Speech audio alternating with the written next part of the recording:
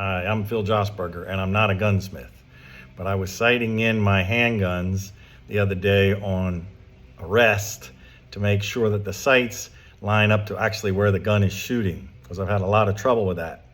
And I realized that my targets, while I was aiming here, were off to the right. And aiming here, they were off to the right. And aiming here, they were off to the right. So I knew that my gun was offset on the sights. So I needed to move the sight to the right to kick the gun to those centers. So I bought a Star One universal handgun sight remover. And this is a picture of the drawings in the book. So I read a lot of feedback on this. And the first feedback was that the lock nut doesn't get tight because this bolt is too short. The top lock nut wouldn't engage. So I had to buy a longer nut. So I bought a cap nut. I'll show it to you in a minute. Also, the push block is too sloppy and flopped up against the top of the frame. And then there was also some issues with the rubber on the mounting to keep from scratching your gun when you put it in there. So when you put the rubber in and you tighten down, it pivoted in the rubber, and so nothing's lined up right. So the first thing I did was I bought a cap nut, so I'm going to show you that. I'll show you that. I bought a cap nut. 6-inch long cap nut. Now there is a cap on the end of this, and then there is the wrench or the nut that you can use to tighten it up. And I used a very thin wrench to get in there so that I could tighten it up. And then on this side, as you can see, I put the lock nut on, but I also put a backing nut so that I could actually tighten the frame, the push block, without disturbing the distance or the pressure on the lock nut. So that solved one problem. The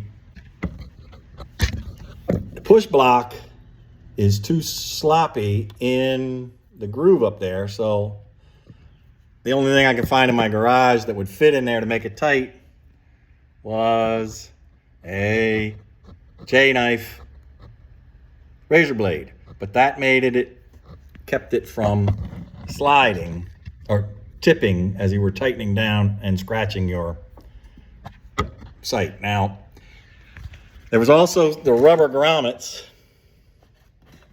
the rubber spacers that go in between to keep from scratching your slide. Well, when you cramp down on it, then it pivots because there's too much play in it, so you can't use them. I use tape to tighten it up, and it keeps it more firm. One other thing, one of the reports was make sure you grease it. Well, the bolt, this Chinese bolt was so garbagey. You see the black on it? That's just never fixed. And the push block actually had rough threads in it as well. So I took a tap and I tapped it out with the proper size tap and cleaned the grooves, which solved a lot of the problems. Now everything's greased and is put together, but when you crank down on it, I'm already done, so I'm not going to crank down, but I'm going to show you. When I crank down on it, it didn't move. No matter how tight I pushed it, I couldn't get it to move. But I'm an old school mechanic, so when you put pressure on something here on this side and it won't move, you take your hammer and turn it a quarter turn and tap this side, and then turn it another quarter turn and tap this side, and you turn it another quarter turn and you tap this side, and your sight will move. You got to hold it down and et cetera, et cetera. But there's more to moving these sights than the instructions explain.